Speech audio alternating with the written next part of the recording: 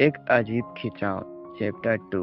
नैना घर आकर सभी किताबें बुक सेल में लगा दी और फ्रेश होने चली गई। फ्रेश होकर वापस कमरे में आई तो उसकी नज़र बुक सेल में लगी उसी किताब पर टिक गई, जैसे वो किताब नैना को अपनी तरफ आकर्षित कर रही हो। नैना के मन में जिज्ञासा जाग रही थी कि आखिर इस किताब में ऐसा क्या लिखा है जो ये चंद दिनों में ही बेस्ट सेलर बन गई। बहुत बार ऐसा होता है कि एक आम सी चीज ही हमें अपनी तरफ खींचती है, उनके बीच एक अजीब सा बेनाम सा रिश्ता बन जाता है। ऐसा ही अब नैना और उस किताब के बीच बन गया था, एक बेनाम सा रिश्ता जिसकी वजह से नैना उस किताब की तरफ खींची जा रही थी। नैना का पढ़ाकू मन आखिर उस किताब को निकाल ही लिया और उसने पहला पन्ना खोला, जहां बड़े बड़े अक्षरों में लिखा था तेरे लिए, और वही नीचे राइटर के नाम की जगह राहवी लिखा था। राहवी, ये कैसा नाम है? नैना ने खुद से सवाल किया,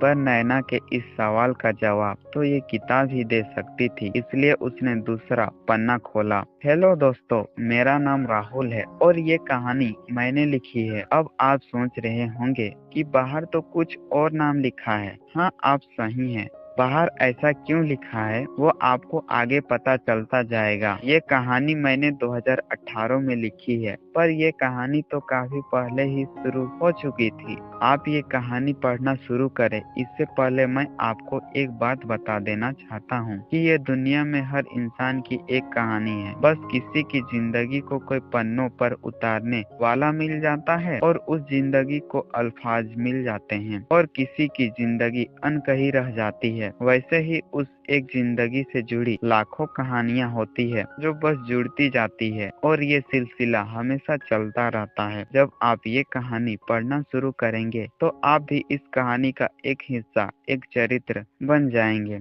हाँ, तो मैं कहाँ था, याद आया। तो मैंने ये कहानी 2018 में लिखी है, पर यह कहानी शुरू हुई थी 1985 में। उस वक्त मैं 7 साल का था।